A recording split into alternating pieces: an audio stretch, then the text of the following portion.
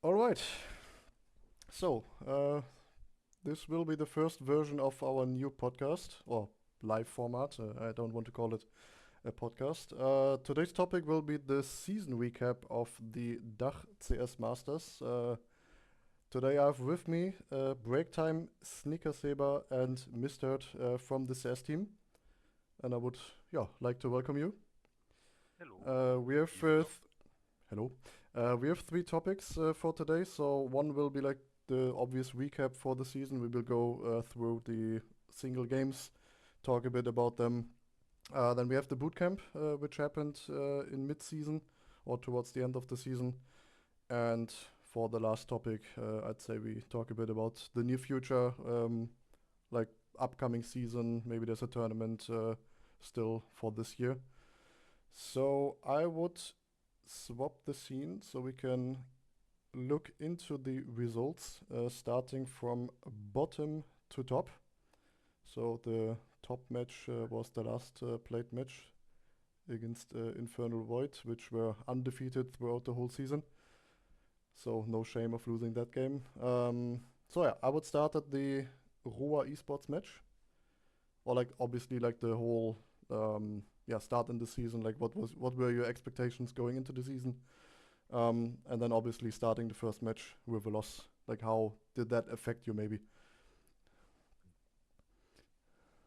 That's a good question.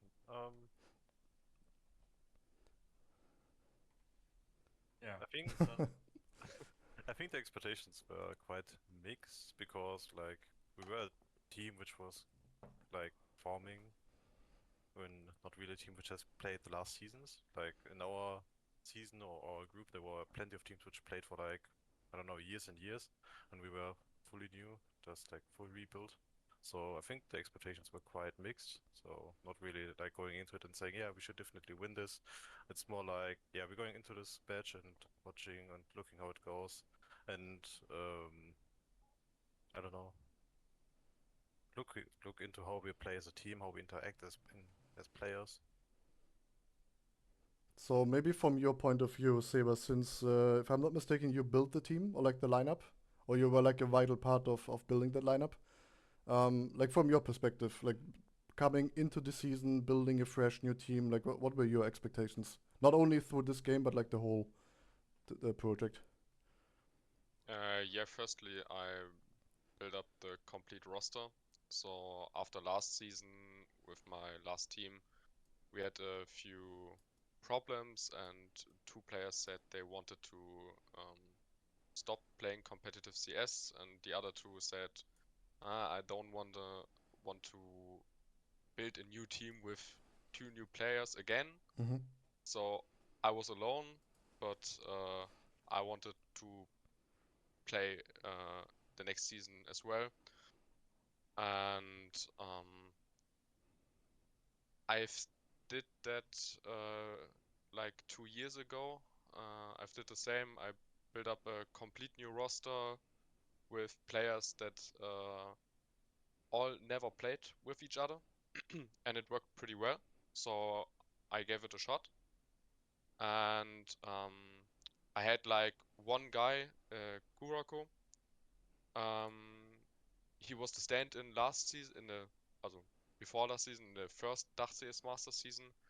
He played stand-in for us in the last few matches. So I did know him pretty well, and I said, "Come on, let's do it." Um, so that was like the beginning of it, and then I came back to Mello, who I know since I guess 2020 or 2021. So a pretty long time, and we played a few years ago in a team as well together. So that was like a obvious new member to the team. And yeah, after that we try out it, found then Breaktime and Mistad, who are really good players as well. And yeah, so we came with this roster then into the season. Cody, the coach, was also with the team the season before. Mm-hmm. So I took him with me because he's like a really great coach. And yeah, and then for the expectations, I was like at the beginning of the season, we can do playoffs if we have a great start into the season. I think that it was completely possible. In the end now, we didn't make it, what is not perfect, I would say, but it's not like we missed the whole goal. We wanted to hold the class, which we did, and I think we can take the season as a good start for this roster. We nearly missed playoffs at the end, and maybe with a bit more consistency in the whole season, we would have made the playoffs. But I think next season we should be able to be there. Okay, yeah, maybe from the perspective of Mr. and Breaktime, who came into the lineup, like, did you play a season before that, like in the first season of DACH Masters? Yes, yeah, I played the first season as well, but in a completely different lineup. And yeah, so for me personally, it was also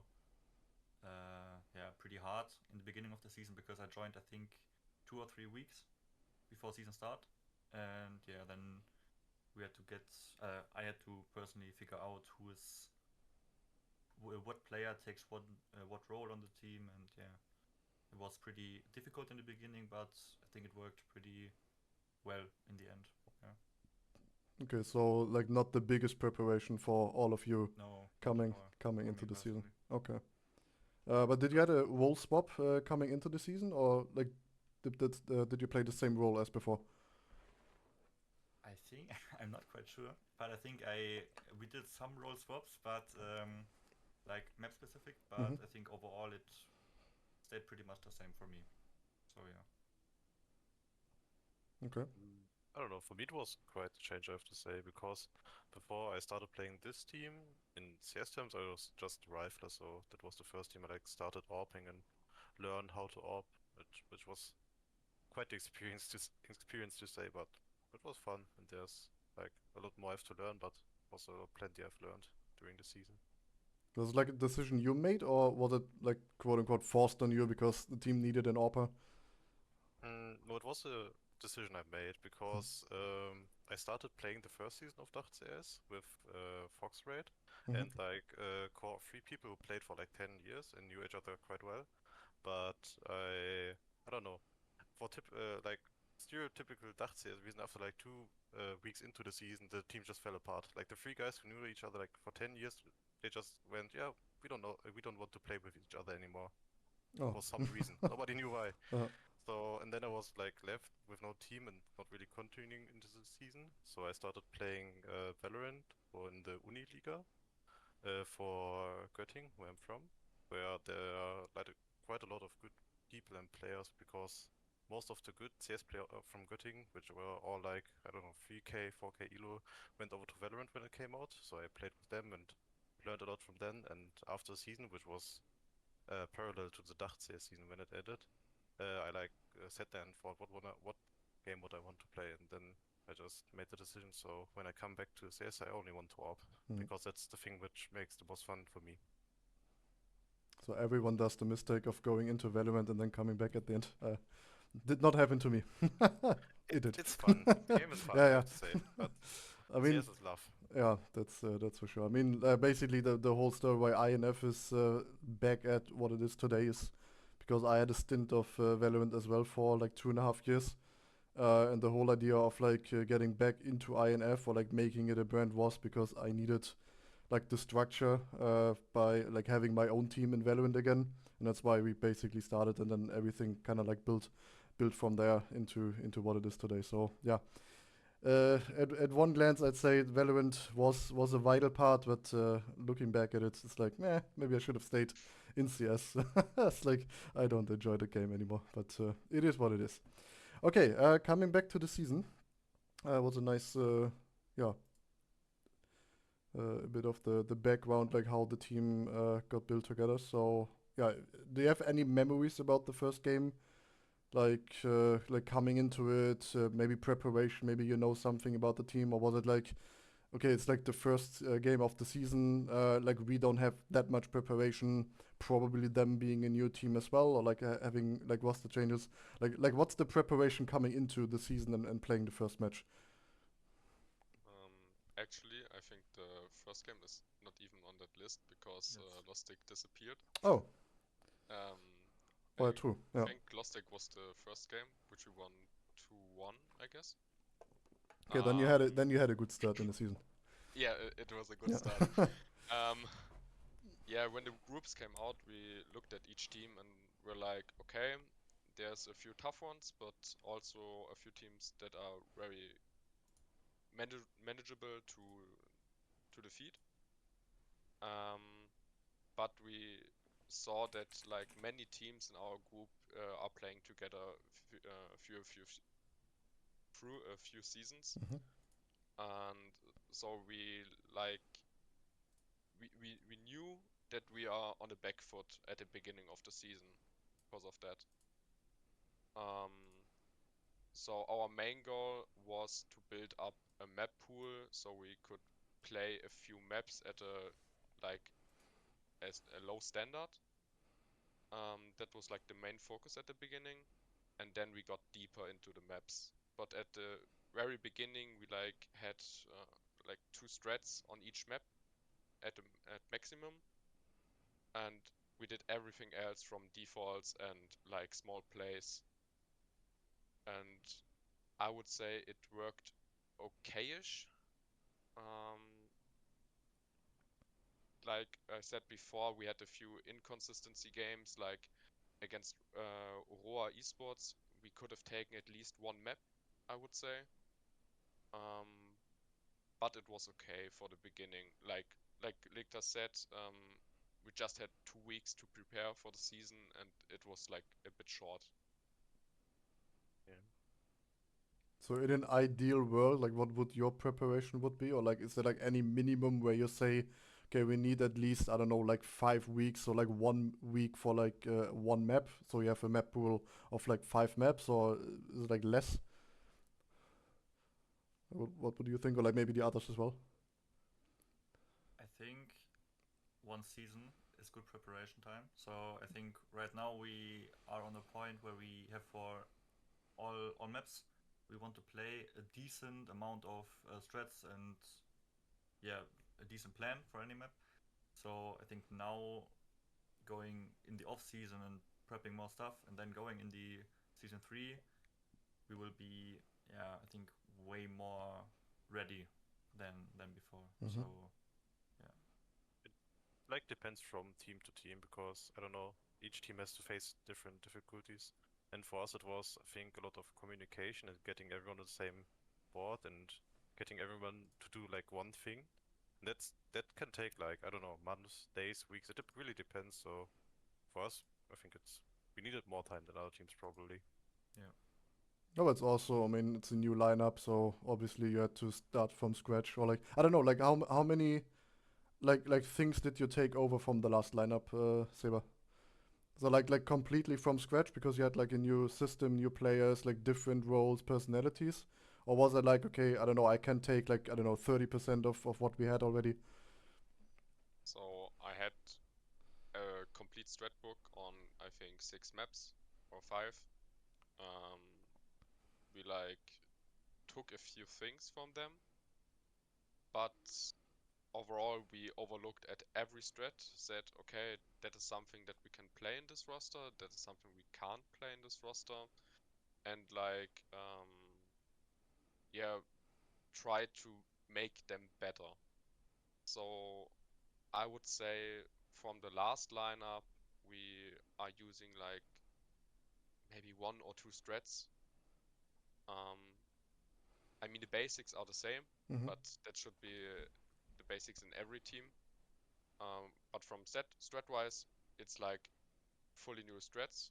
Um, I work I worked pretty much with Koti at the start of the season to make a complete new strat book.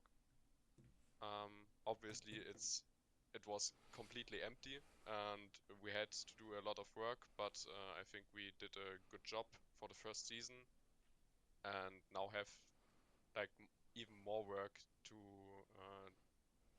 to like make it even bigger in the off season. Like what's the influence of maybe you Breaktime and Mr. coming into the team? Is it like anything you maybe bring from your old lineups where you say there's a specific, I don't know, style we played or setup or anything? Like or did you just like come into the lineup and basically listen to what Seba and Cody are saying? I can start. I don't know. For me, like I was learning new roles, so there wasn't much I can bring like to it. I can look at pro games and look like, okay, this move is cool. I want to do this, and then go to Saber or like during a practice say like I want to do this or that. But I didn't bring really stuff from teams before, so not a lot from my side. Okay. Yeah, I think for me it was just my personal playstyle that I bring into the team, but I didn't have any like strategies I brought up because Seba and Cody did a really good job on the foundation of the strat book, so I didn't want to get into that much. But yeah, so also just myself as an influence for me.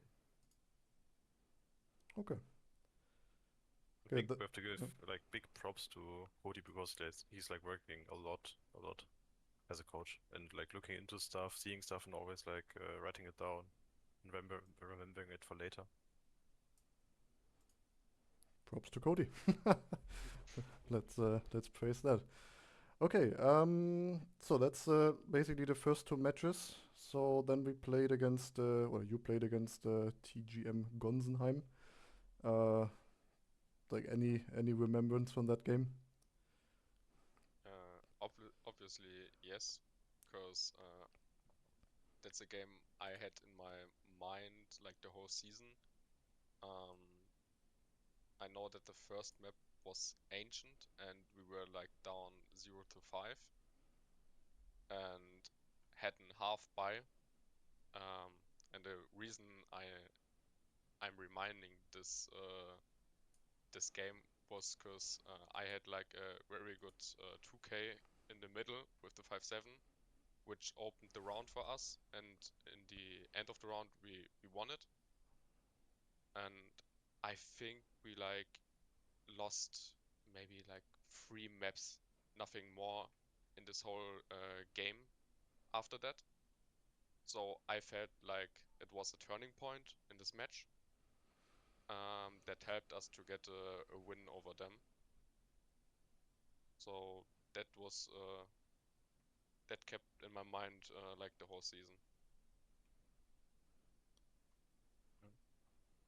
I think it was quite interesting because we played them like before the season in the preseason cup and lost quite hard against them. Like on Dust, I think it was 13-2 or something. Yeah. 13-3, yeah. Sure, then making it somewhat close on like at least the score wise, like 2-1, already looks way better. Yeah, we must say in the preseason cup we like gambled a bit that they are not picking Dust 2 because we like never practice map, and I guess more guys in the team hate this map. I really love it, but no one else wants to play it, unfortunately. That was like, I think, a reason as well why we lost so hard in the first match against them. And on the maps that we are played against them in the DACH CS Masters, I think we were much more confident in ourselves. So that helped us get the win there. Anything to add? Okay, then yeah, we played against the another Phoenix team, against Hyper Solaris. I remember that game because I was like, okay, I need to find like any wordplay with like, okay, us being a Phoenix or like having the Phoenix as a logo, them having it. It's like, okay, if beating them, it would be nice. Unfortunately, we lost. I'm not sure like what the score was at the end. If it was like a close match or I may remember it was 13-4 on Ancient and 13-7 on Anubis. So what happened on Ancient? That's a good question actually, because Ancient is one of those we are quite confident right now, and like would say I think it's our main map, but I can't remember the match to be honest. Yeah, me neither. Yeah, it's a bit dark. Well, was against Frozen. Yeah, and Yeah, but sometimes it is like losing the pistol, then it's or like losing both pistols already is like 4 rounds you most likely don't get. Potentially the bonus round you lose as well. So that it's potential of like 6 rounds you don't have, and that you have to, I don't know, compensate by winning the other rounds, like the gun rounds. So it can really lowball, especially with only the best of or like Emma 12 as it is Yeah, currently. true. So potentially, like there's a better comeback way of having Emma 15. if I had to guess, we probably won the pistol and lost the second round, which is more punishing. Yeah, but I can also swing. Yeah, that's also true. Yeah, I mentioned it earlier. I think we had like 2 or 3 games in the season where we like were absolutely shit, if I could say that. Yeah. We were a bit inconsistent throughout the season. We had pretty good games, but then we had on the other side a few games where nothing really worked on terms of communication and on aiming. So I think it was one of these games, but I don't remember it pretty Yeah. much. Cody says in chat that nothing worked out that game. So I guess Ah, you tried. I mean, obvious. I mean, you lost 13-4. So obviously some things didn't work out. But yeah, like sometimes you try, but or like sometimes it's also like you have the right call, you have maybe the right move, but your aiming is not as crisp. Or I mean, I also heard that one of you had like internet problems here and there. So that's also Oh, yes, I think Cody played in this game, wasn't it? oh yes. In the second ah game, okay. So then Cody played because Mello had like no internet. True. okay, so even a stand-in. Right. Yeah, it's on the scoreboard. I didn't see that. Oh, yeah, 13 kills. Yeah. Coach buff not working. No. only in Face It. Yeah, and Anubis was then all over the place, I think. Yeah, it's obvious if you play a stand-in. I mean, even though it's the coach and he technically should know the strats, but it's still something else. Like having the 5 man playing and having their synergies, and then even though he is close to the team, but having someone joining in, and especially if I don't know, Melo played the first map already, and it's also like a cut. Like okay, now we have to, I don't know, cut him, have someone else play. Like dynamics are a bit different always. So in that sense, it's nothing to blame here. Then you played against C-Play, especially I don't know how it is for you. I mean, I'm in esports for like I don't know 15 years now, so obviously C-Play was a I mean I don't know how big they are in the sense of like how good they are nowadays, but like back in the day C-Play was always like one of the more known names in German CS. So in that sense, having an own team playing against those names is always satisfying to see. I mean, the Valorant teams played against the plain DACH lineup, so just the name itself is always it stays there at some There's point. some legacy. Yeah, exactly. Even though it's maybe not the same skill, even though I don't want to downplay any of those players in lineups, but I mean, obviously back in the day it was like okay, this is supposed to be your top German teams or like top 5 or like top 10 even. Um, so I don't know, having INF besides a team like this is always quite fun to watch. Unfortunately, we lost, but after that, you went on quite a streak, winning 3 matches in a row, 2-0. I don't know, is this already on the bootcamp or was that later? The game against the one was in the bootcamp. Ah, okay. So it was so against Entropy Diamond was still offline, and then the one was on already. Yep. Those are like anything you can maybe recall from. Okay, it's like half of the season. We I don't know won the first map, then we lost 3 in a row, even though it was somewhat close, or like yeah, 4 in a row even. 1, 2, 3, 4, yeah, 4 in a row. relatively close, having hiccups, maybe I don't know, playing with a stand and having internet problems here and there. Was there like any internal changes, or was the enemy easier for you to play, or was it just like the process of we played together for like the last 5 weeks, we developed the strat everyone got more familiar with each other? Or was there like no point where you can say, okay, this was like the turning point for us, why we, I don't know, went on a smaller winning streak of winning the next 3 matches quite convincingly?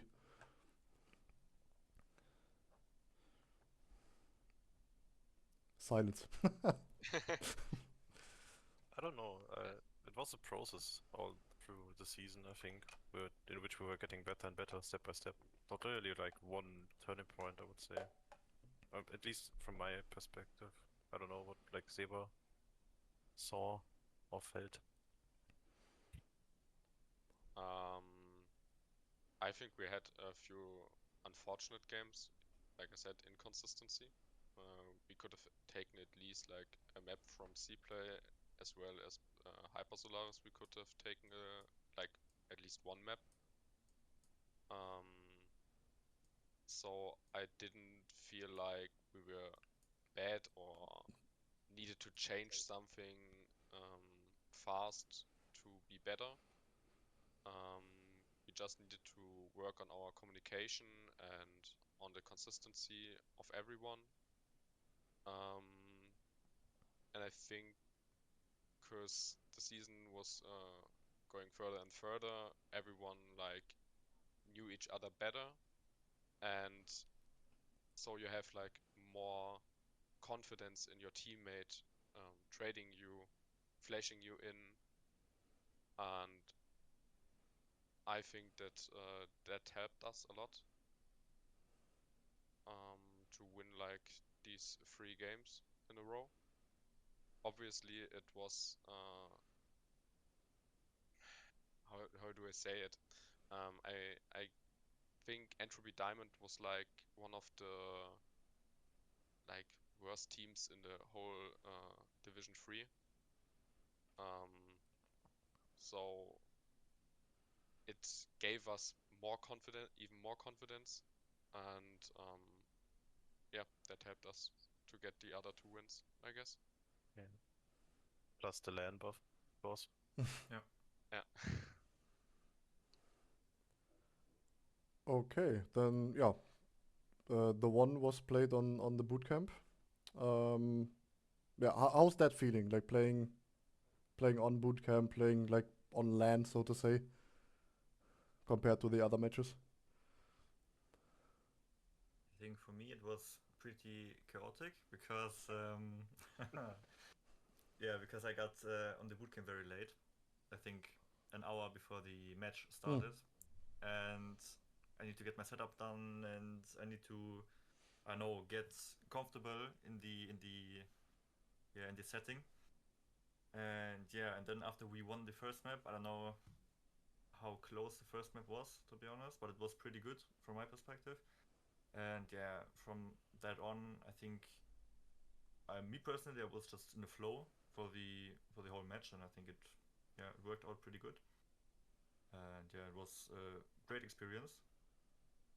And yeah, The first map went into double overtime, 17-19 for us. Oh, I Yeah. remember. Yeah. I We watched remember. it, Yeah. It was a True. heart attack, but we won. Wait, wasn't it the match where you had like both or like both maps went into overtime? Yeah, No, the close. second Yeah, map was 13-10. yeah. Yeah. Uh-huh. Or like close match or something. I remember. Yeah, I yeah. tweeted that I grew only 2 years older watching the match. It was like back and forth. Like it was a good match. There That's for were sure. there was some concerns going into the match because like everyone was, I don't know what to expect, but like playing from a different setup, playing from a different Mm. location, what is the feeling? And coming to the LAN, it was like for most people the second game playing in this location. So it was like some concerns, would we perform worse or not? But from my perspective and uh, what I observed was like we were fighting more because we were like together in a room. Yeah, the More than hyping up yeah, and helping yeah, each other and like biting through it and yeah. then going again and again. That I think that showed if when we go like 2 overtimes and then luckily close it out in the end. But we're fighting more. Not like we got a LAN debuff, it was like really LAN buff in the end.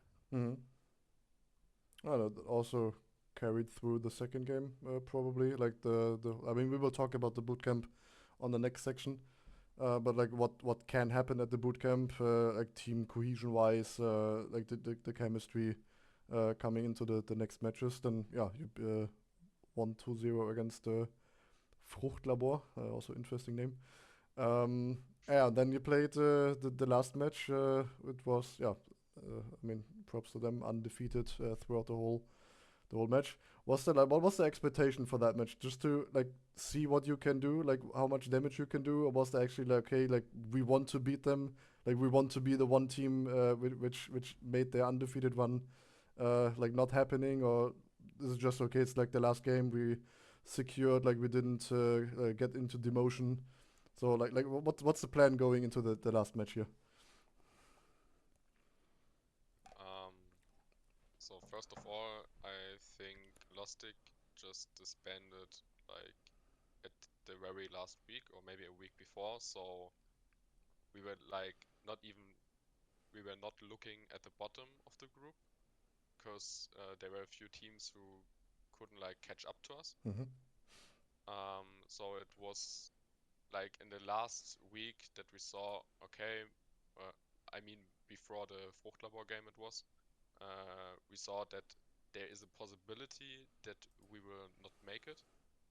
But after the Fruchtlabor game we were safe and we knew we only could go into playoffs by winning 2-0 against Inferno Void, which Okay. Yeah. would be a pretty tough task. And but actually we tried it. We were not like, okay, we can win this to like 100%. It's a win. It was like everything must be perfect for us. Every one has to hit his shots, and then there is a small chance that we can maybe 2-0 or maybe like at least get one map. And maybe like hope that one of them has a down game, but unfortunately that didn't happen. Um, but I think that we could have taken at least maybe one map or like at least get much more rounds, because we had a bit of the struggles that we had in the mid-season with communication. So we were not really happy with how we played at all. I would say if we like play to our standards that like we are used to be in Prax, then maybe we could have taken at least like 9 or 10 maps on each map. But yeah, didn't happen. We're not on the same page in this game, unfortunately. But we learned from that, and yeah, I guess next season we are doing much less mistakes like we used to do in this season. Yeah, Cody says he went into the game with the mentality of we're gonna smash them. I mean, obviously, Yeah. obviously, you always try to do that. Yeah, maybe it was for the better that you didn't beat him because the game was not broadcasted, unfortunately. So I don't know, having yeah.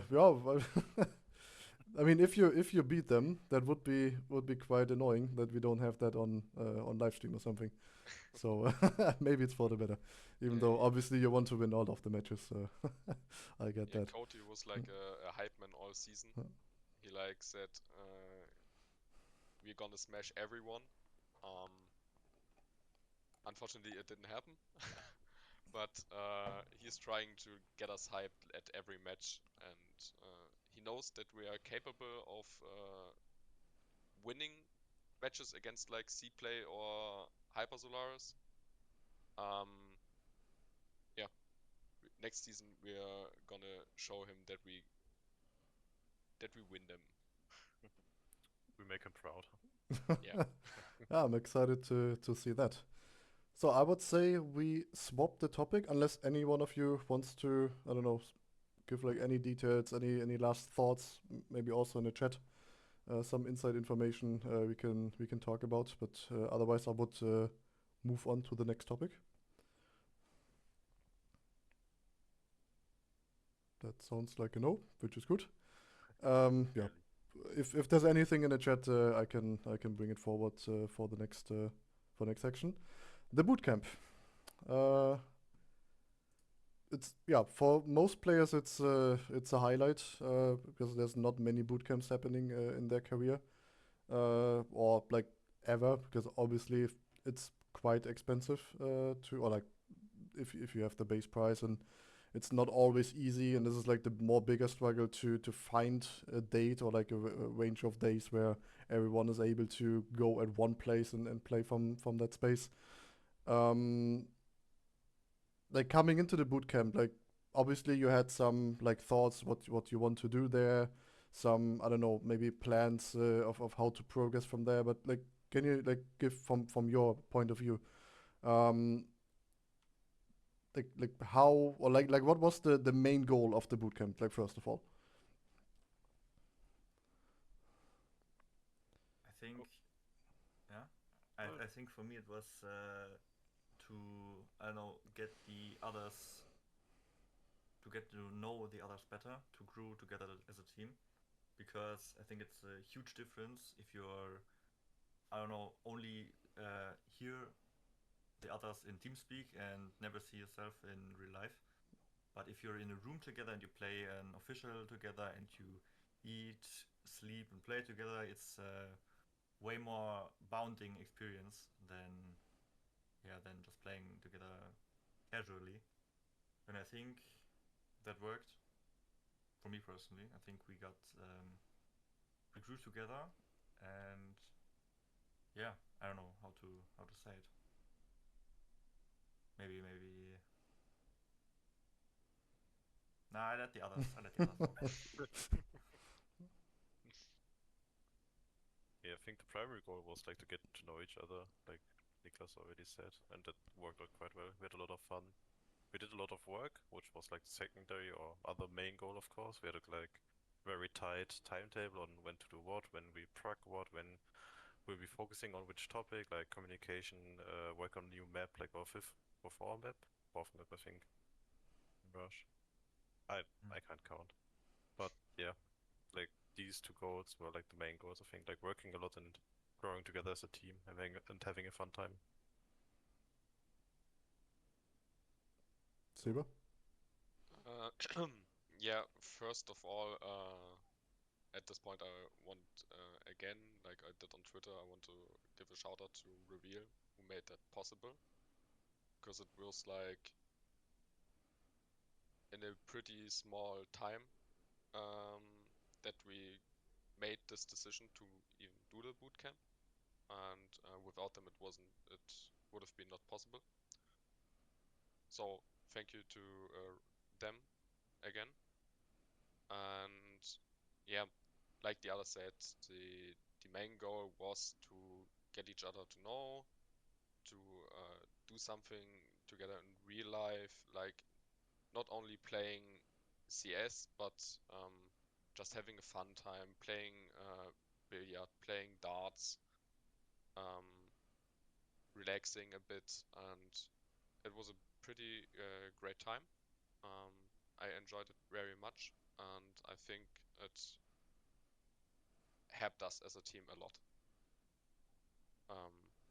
Completely besides the work that we're done in this time, like it was Koti and I had a timetable that was like pretty strong, I would say. Not enough, not very much of like free time, I would say. But yeah, we did, like, I would say, everything that we wanted to do, and it was really great. But from what I heard is that the focus was a bit more about like I don't know, team bonding than any like tactical I don't know, advancement. Or would you say like speaking of the timetable, that like looking at the each individual tasks, that at the end the focus was more on, or like the progress was better with the timetable, or was it more like, okay, we are mainly here for team bonding? Like, can you give like any insight there? So we did a timetable before we did go to the bootcamp, logic, and like if you would see the timetable, you would have seen that we had like there were like a few pauses between these things that we wanted to do. So we worked very, very much, and like the team bonding was like a side effect. It was the main goal of it, but we have mastered it so that the team bonding, like playing billiard, like playing darts, and doing some other stuff together, like did go from the timetable in these breaks, in like when we did the social media stuff. And yeah, I would say like, yeah, main goal was team bonding, but the timetable, if you look at this, it is something completely different, I would say. Okay. Now, can you give like a bit more insight about like how the timetable was? Like, is there like any set structure? Okay, like let's wake up at 9, do breakfast together, team Exactly. walk, or Yeah, like also Right, I can open it. Where is it? Half an hour, parts.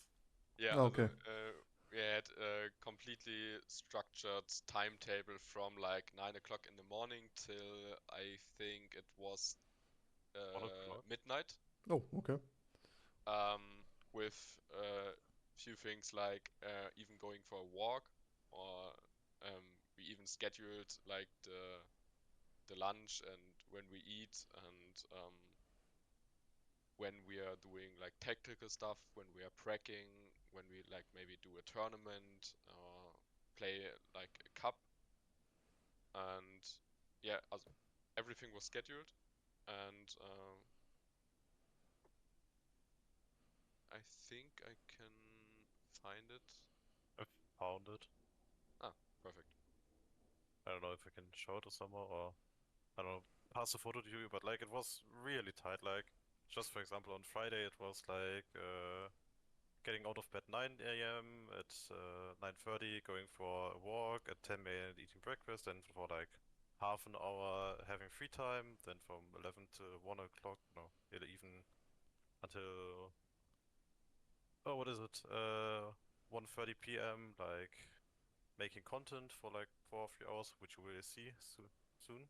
yeah, Then eating lunch at like 2 a.m., going for a walk, doing Fury, then doing two prog games, going into watching Demo as a team, doing another two prog games, and I think it's like again demo watching again, and then it's like 8 o'clock in the evening already. Then again two more prog games, I think, practice games, then which would last until like 10 in the evening. Then going for late night cup, which is another 2 hours. And then it's like the whole day is over already. Then you have like 2 more hours until sleepy time, because the next day, like getting up at 9 a.m. again, was on the plan. okay. So in that sense, or looking at this, there was a lot of yeah tactical things there, like the matches alone, and then demo reviewing and stuff. Yeah. Like Cody said, we even like canceled a few of these walks and did even more pracking. Um, yeah, it was pretty tough, I would say. I mean, you can't go to LAN and expect like everything to work like you write it down beforehand. There's a lot of like spontaneous stuff happening, but I think for the most part that we have done all of the stuff we planned, which was quite surprising for me, but it was good that we managed to do all of it. Well, how was it like finding scrims, especially at like let's say off times, like I don't know, early afternoons and whatnot? Well, Actually, I can imagine like some cancel if you plan in before. actually, we hadn't much problems with that, Okay. because our schedule was that we like start pracking at 15 o'clock, or so 3 p.m. or 4 p.m. So that's a time where you can find at least a few teams. So pracking was very possible, and I think we had no problems with that at all. That's good. I got different experiences from my past, but maybe it changed for the better. Who knows? Um, yeah, I don't know. Like looking at the bootcamp in itself, and obviously like the preparation which came in before and the execution from the bootcamp. Like, is there any takeaways you'd say, or like maybe anything you can implement in your daily, or not daily, but like whenever you prac, for example, like I don't know, getting more structure into the practice so that people are like coming prepared, or I don't know, like specific time ranges of, okay, this is the block where we do theory, this is the block where we do scrims, or was that like quite structured in before anyway? If you understand the question. Otherwise, I try to reframe. Mm. I understood it. I don't know if the other guys understood it, and I We- would give the word to them, so I won't talk too much. Should I do, or you want to say something, Nicholas? Oh, you can. Okay. I think like the structure of our practice stayed the same for the most because it's like working quite fine. Like doing theory, then doing prog games. That's like stayed the same for the most after the bootcamp. I have to speak for myself because what changed for me was like knowing the reactions and reading the body languages of the other people. Like when something happens in game, I can more accurately assume what the other guy is thinking or how he's reacting right now, which helps me a lot, like dealing with situations when something goes bad or if I do a mistake. Like, point you just knew direction from like online. There's like a lot of room to interpretate what they're like thinking or have to like really tilt it towards me or something. And now I know like okay how to handle the situation way better.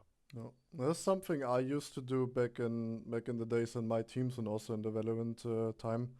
Is that whenever we had practice, I made all the players turn on their cams, so it's getting more immersive and more personal because exactly for that, you can see the reaction of players. In the theory, for example, it's always easier like looking at someone's face and explaining them, or like giving critique or feedback whatsoever, and it's always a bit, I don't know.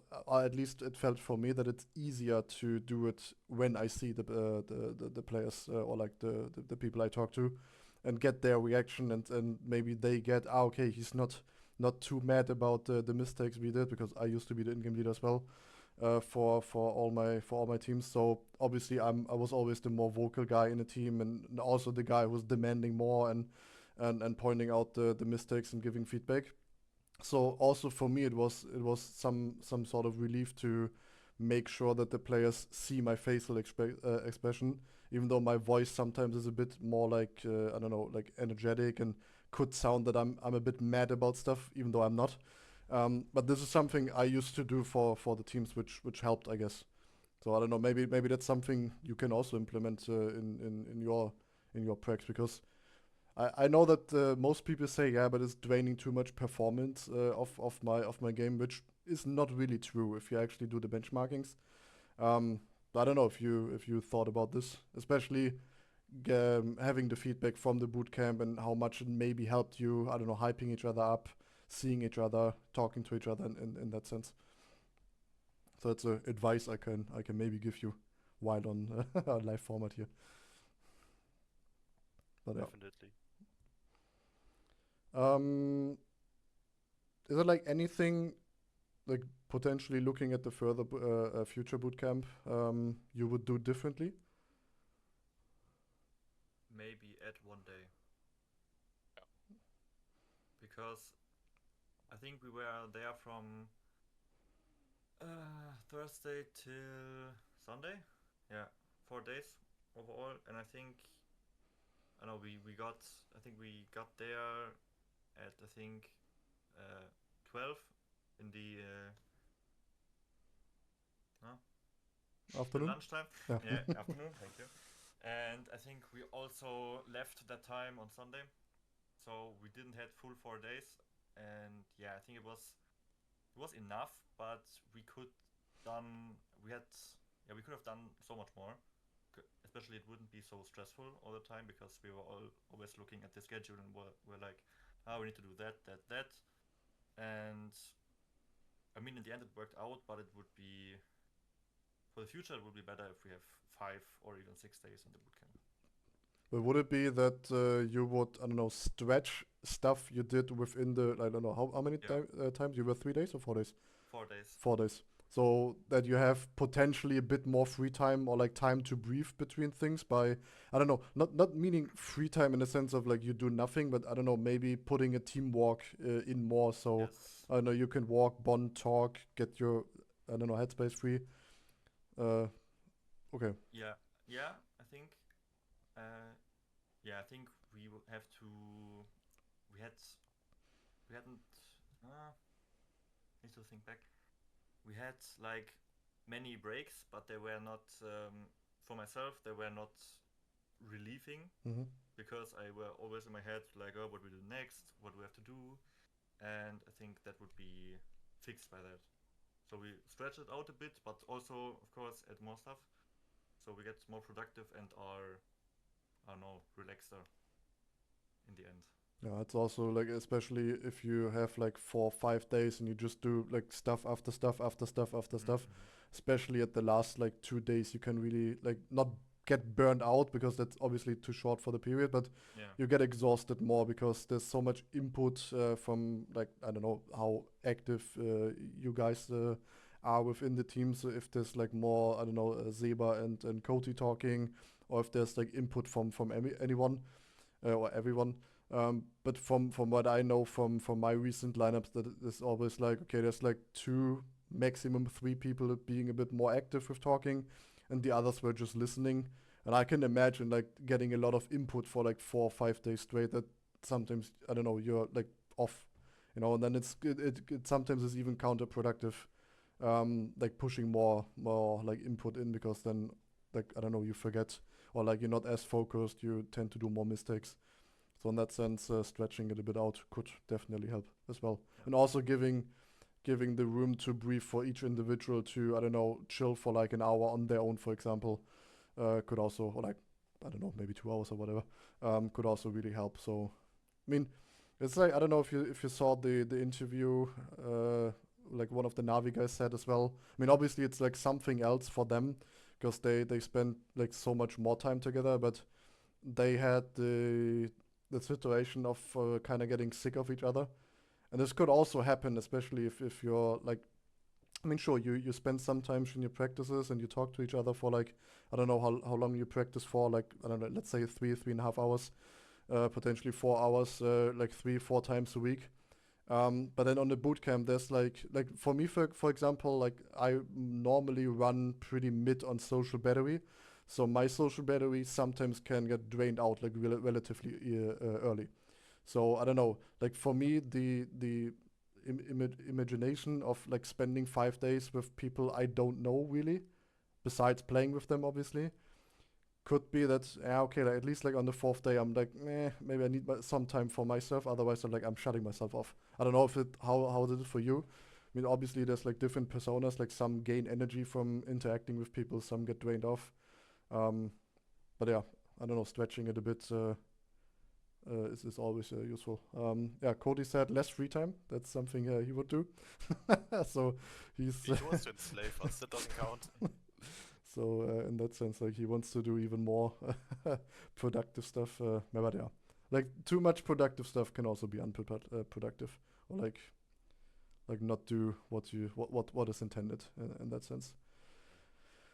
I think for the next bootcamp, if there's a chance, we would also do something off the server, like completely something different. If there's like some activity you can do nearby, or I don't know, like just for example going paintball, playing or laser tag or something. If there's something like this, I think we would look into it. So basically, play Counter-Strike but offline. So yeah, maybe.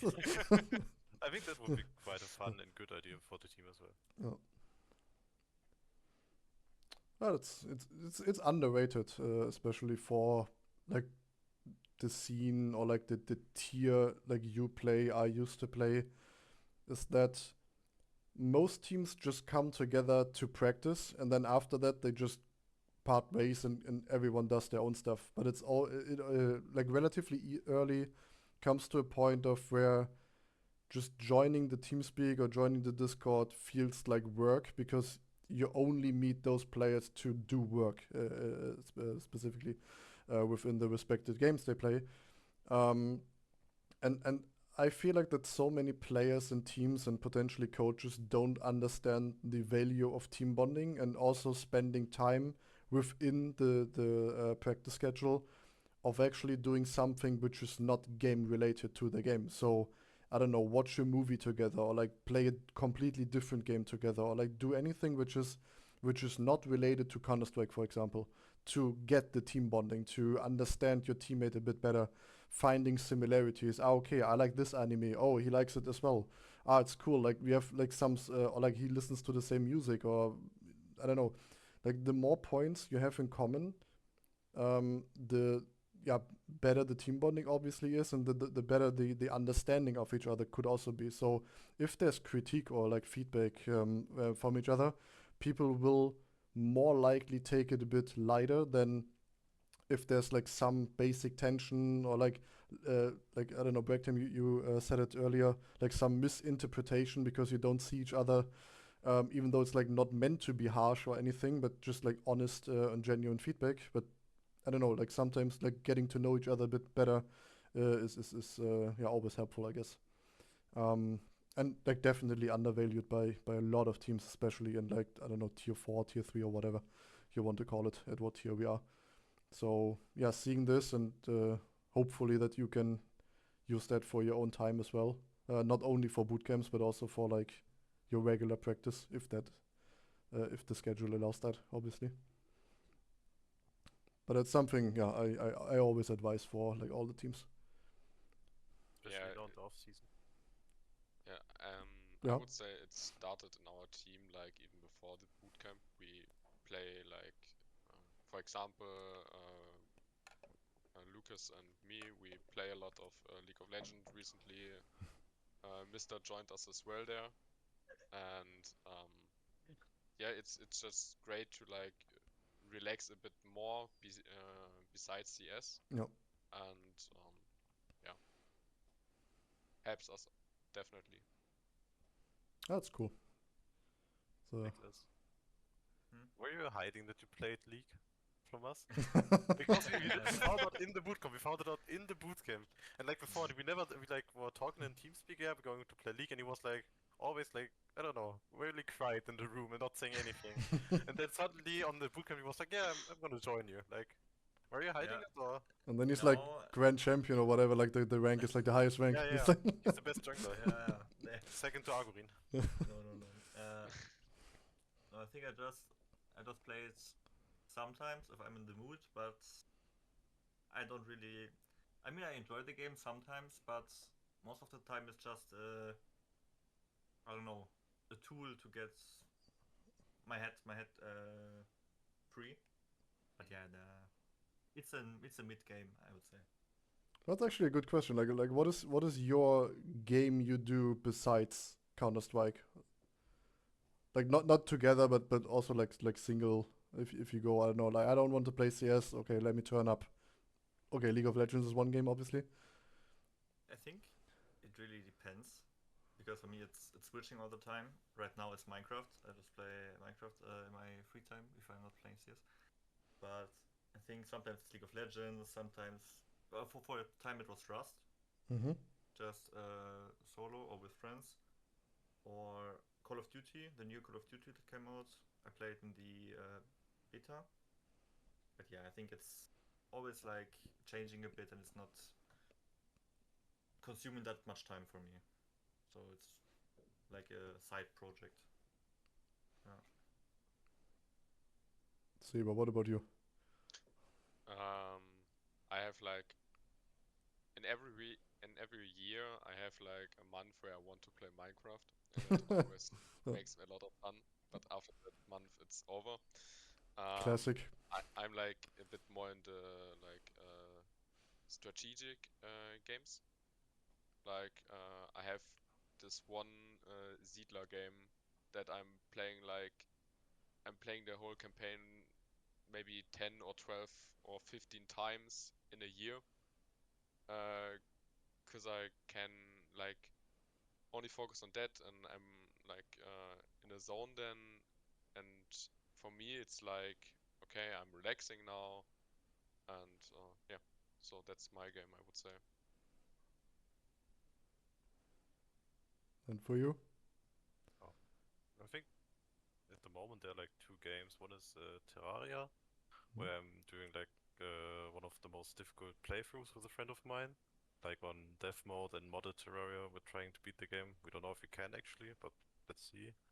And the other game is probably Apex right now. At the end of the month, there's a tournament for Uniliga, which I'm going to play with two of my friends. So let's see if that works out.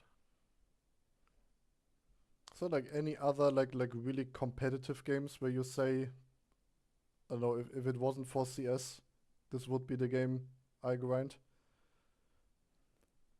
I mean, for me, it's like Apex, Rainbow, Valorant. I play like most of the competitive games and So enjoy them a lot. but mostly shooters for you. Yeah, definitely. I mean, I would look into League if I have the time, but at the moment, not really. And like League has a huge learning curve with like not understanding stuff, but just flat out learning stuff and knowing stuff, which I don't really like because in CS you have to understand a lot of stuff and not know a lot of stuff. Of course, there's like the part with utility and knowing smokes and stuff, but for the most part, you have to understand situations. Mm. In a league, first of all, you have to know stuff and then understand, which like has a huge learning barrier, which consumes a lot of time at the end. I'm not like willing to spend that and get down and learn like every champion and what percentage of max health damage everything is doing. So I'm not down for that at the moment. For the others? For me, at the moment, I don't really have a game where I would say I would like to go competitive. When I started playing competitive CS, I also started playing competitive League of Legends. I was there in the team as well, but then decided to like only go with the CS path, and obviously two teams is not working. Yeah, so I decided I go with CS, and yeah, at the moment I would not say that there's a game where I would like to play on a really competitive level with a team Okay. besides CS. And for you, Niklas? Yeah, I think. Yeah, maybe I think something similar to CS. Maybe even I thought about maybe Valorant first.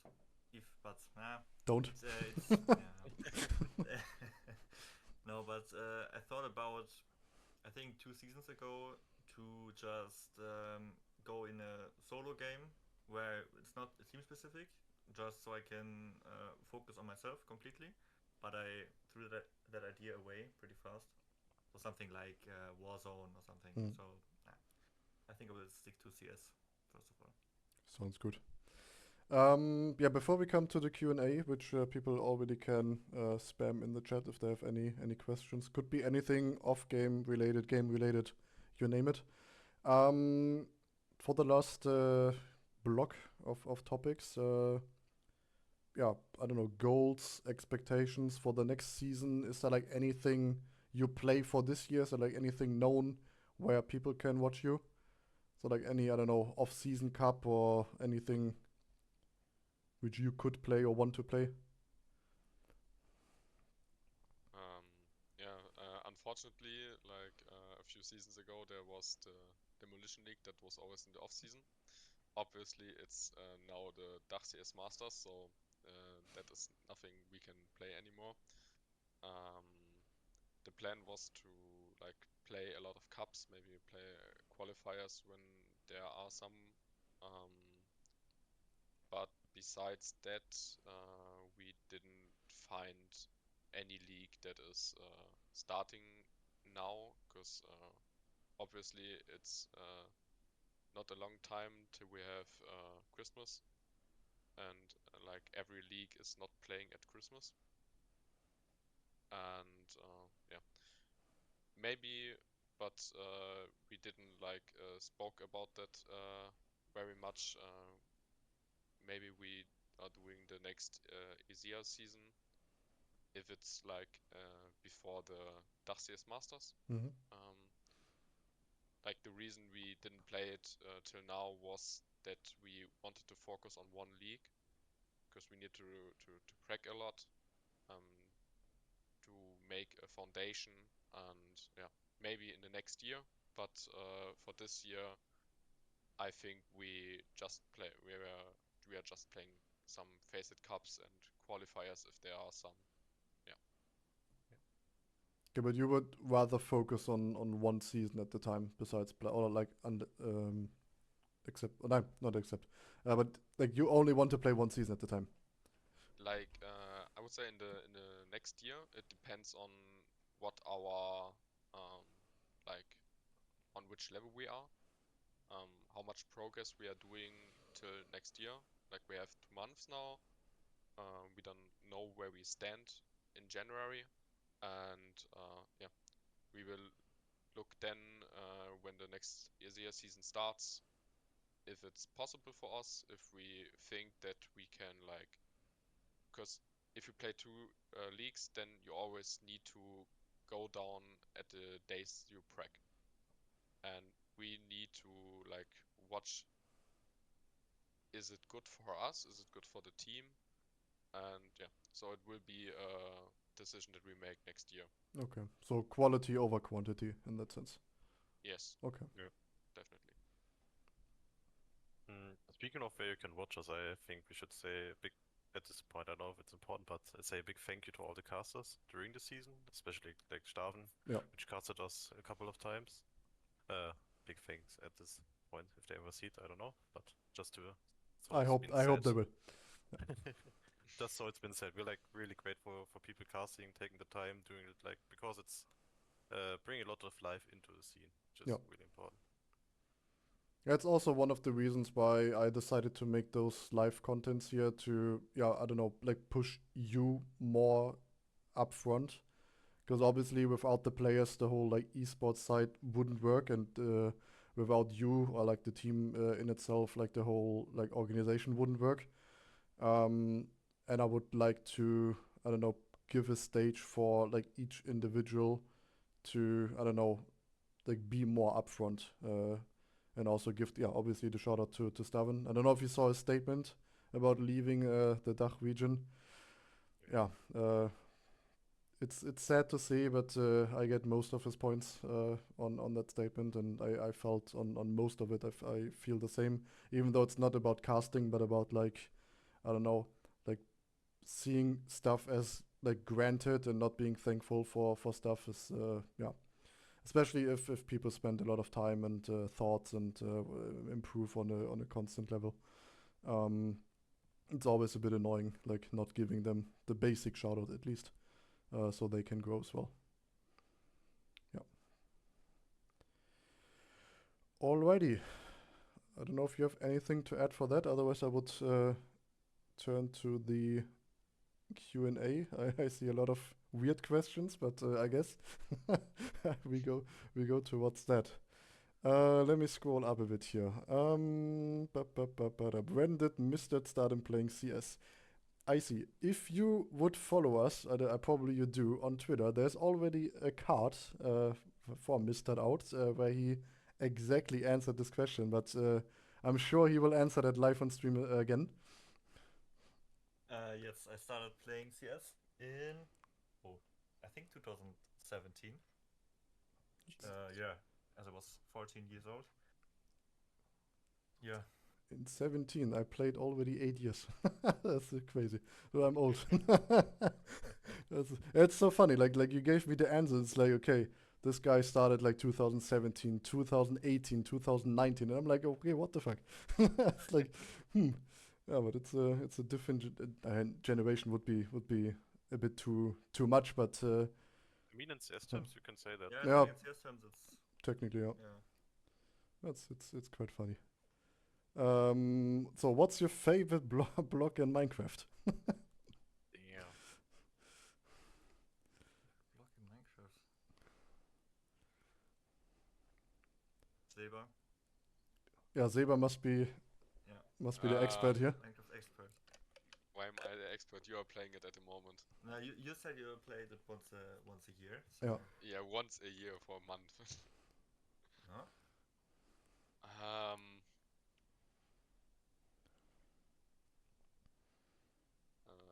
I'll go with the Bedrock. Okay. We leave that without Yeah. comment. Bedrock is wild. I once ran a server with some friends of mine and I just started hunting like cursed or broken or bugged blocks, and I was looking into Reddit and there's like a whole, like, I don't know, world of people who wants to know how to break Bedrock and obtain it in vanilla mode. It's crazy, like people offering like hundreds of euros just to know how they can break Bedrock in Minecraft to obtain it. It's so wild to me, like, I don't know. But you can't, right? Like Bedrock is the undestructible one, which is Yeah. like basically at the ground level. Yeah, like, Okay. but there's probably some bug methods. I mean, you can break it in the nether to get on top and build like farms there, but you can't obtain it, which is like, I don't know. Huh. There were some people like, yeah, pay me like 1,000 euros and I tell you, but no, Nah, not doing I'm that. good. So Niklas, your favorite block?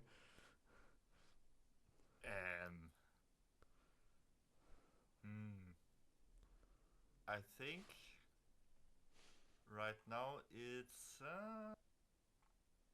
maybe the crafting table, like a classic one. Yeah, crafting table is good, I think.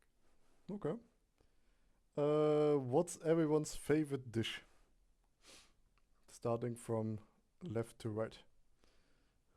I have to start. Yes. I have to say carbonara to some degree, of course. It was my card. I make some good carbonara. True. But also it's like enchiladas, if you like, put cheese on it and put it in the oven. It's really, really good. I would actually go with raclette. It's like the best dish you can always eat in like the winter session.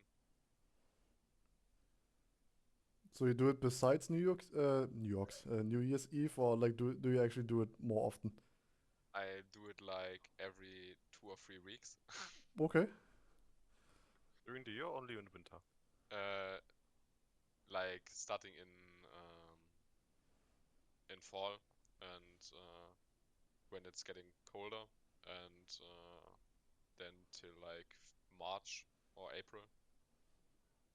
That is So like half a dedicated. year. Yeah, that's dedicated.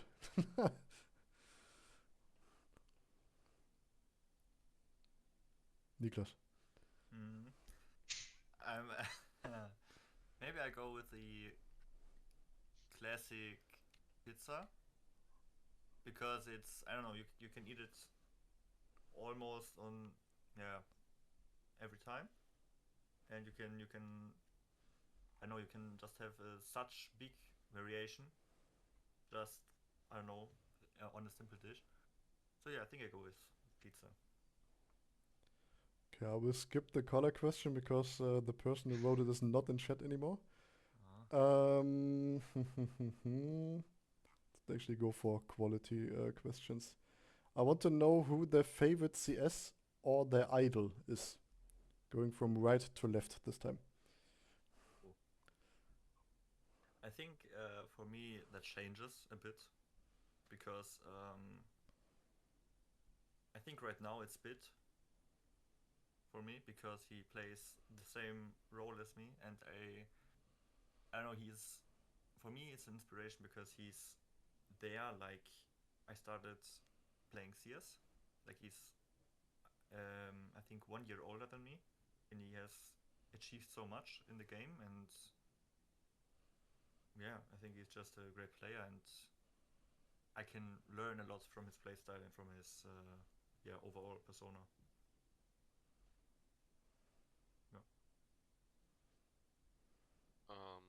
Yeah, for me it's Tapson. He was a player I always looked even before I played competitive CS. And like I pretty much liked his journey from like a star player going to IGL. In my opinion, he's like the greatest German player that like played CS. Yeah, I mean role fits as well now. I'm like watching very many demos from Big, and yeah, I like how he calls the games. Sometimes it's not like internationally wise scene. It's like not the best, but like for the German scene, it works pretty well. So I take a lot from them, and yeah.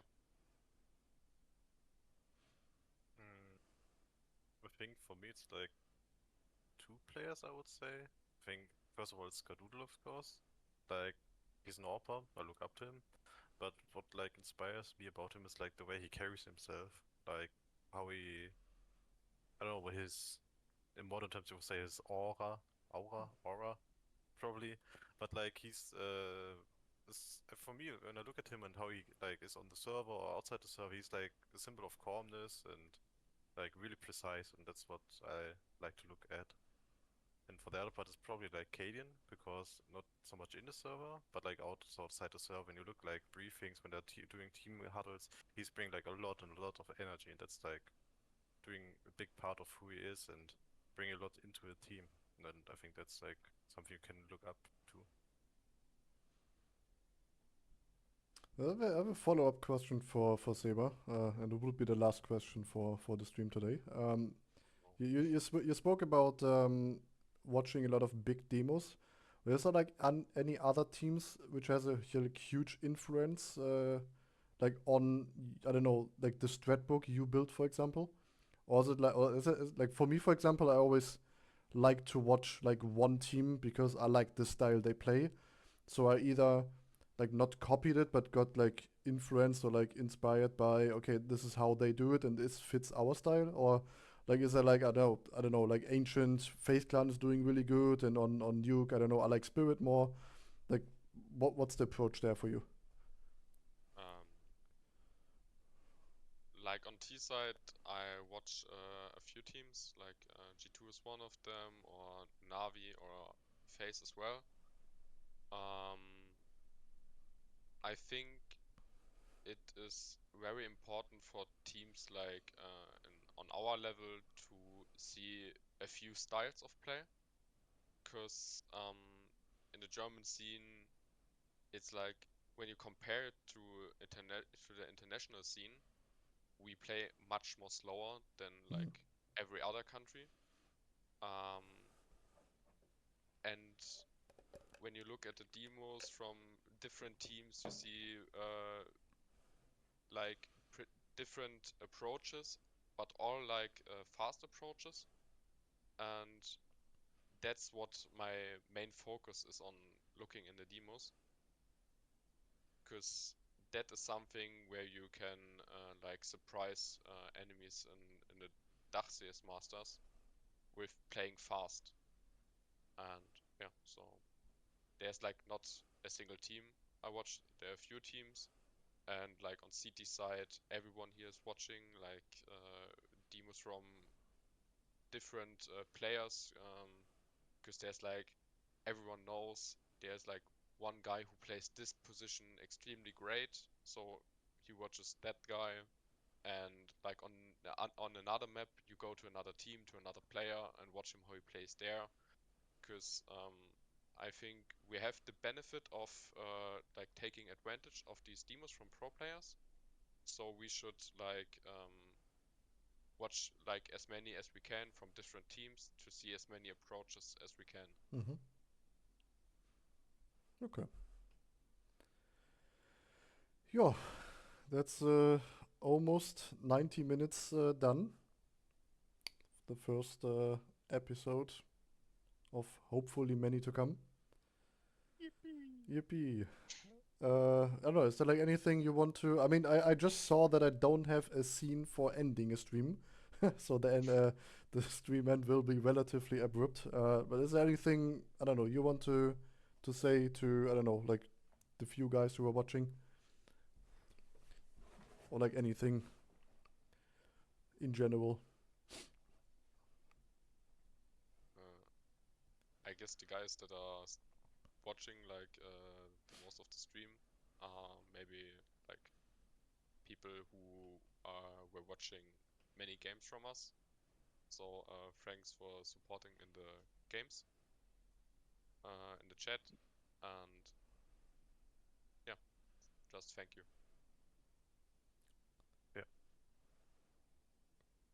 All right, nothing to add from my side there as well.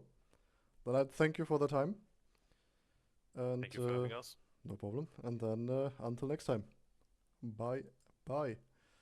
Bye. Bye. Bye.